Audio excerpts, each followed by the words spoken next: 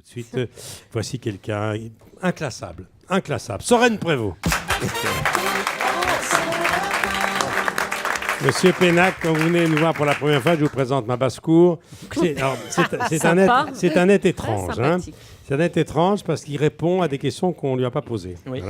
Il répond à un courrier fictif particulier. Oui. Et c'est très précis, très cohérent, très clair, et tout le monde s'en fout. Oui, c'est vrai. Mais sous aucune menace, je précise. Chers auditeurs, chers vous autres, comme moi-même, tâcherons multimédia actuellement radiodiffusé. Julie, petit Michel, bonjour.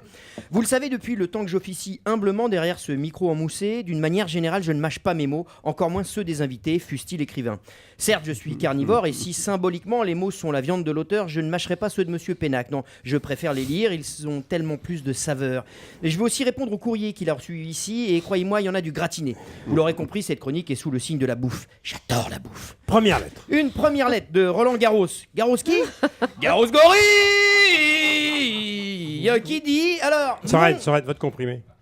Et il m'attend juste à Allons-y. l'extérieur. Alors. Mon Daniel, tu as fait une partie de ta scolarité en pension chez les oratoriens en Haute-Savoie. Est-ce que je me trompe? Non. C'est ça. Ce stage judéo-chrétien t'a-t-il inspiré en écrivant le film Ernest et Célestine pour parler d'amitié, de préjugés avec spiritualité? PS, les acteurs de ce dessin animé paieront-ils l'ISF en 2013? Alors, vraie question. Voilà, Monsieur Pénac, je ne réponds pas du courrier que l'on reçoit ici pour vous. Je n'ai pas les moyens. En revanche, j'y réponds en votre nom et là, j'y mets les moyens. Vous allez voir.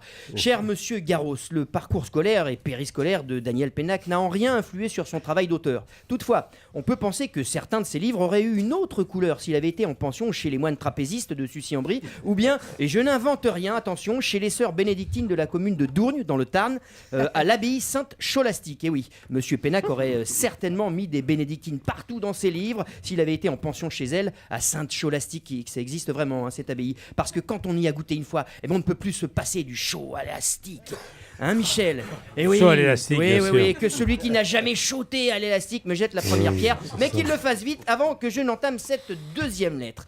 Vous avez l'air consterné, Monsieur Pénac. Non, c'est il pas est concentré. fini. Mais je vous comprends. Moi, je me consterne. Hein.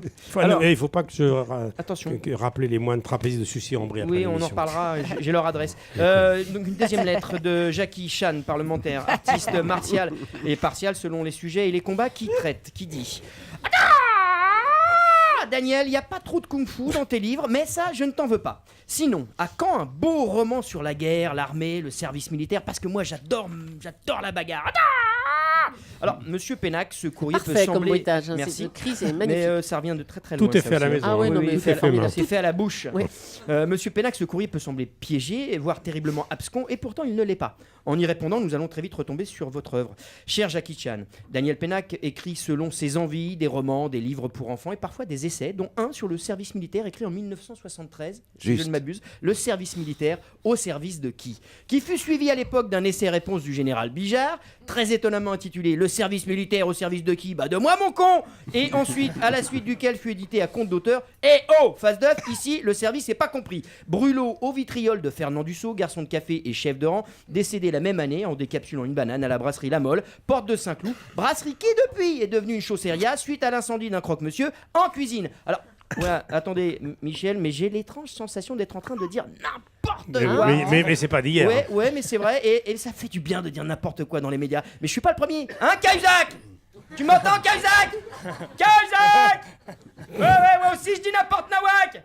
Bah là, il doit m'entendre, de toute façon, en ce moment, il a un petit peu de temps pour nous écouter. Alors, revenons à l'essentiel. Je voudrais pas qu'on me reproche de m'égarer. Alors, c'est qui l'invité aujourd'hui, Michel, déjà? Monsieur Pénac. Pénac. Alors, alors vite, une troisième lettre pour Pénac. Il va nous la lire tout de suite. Voilà. Est-ce que vous pouvez nous la lire de là, la lettre, Daniel, de là où vous êtes installé?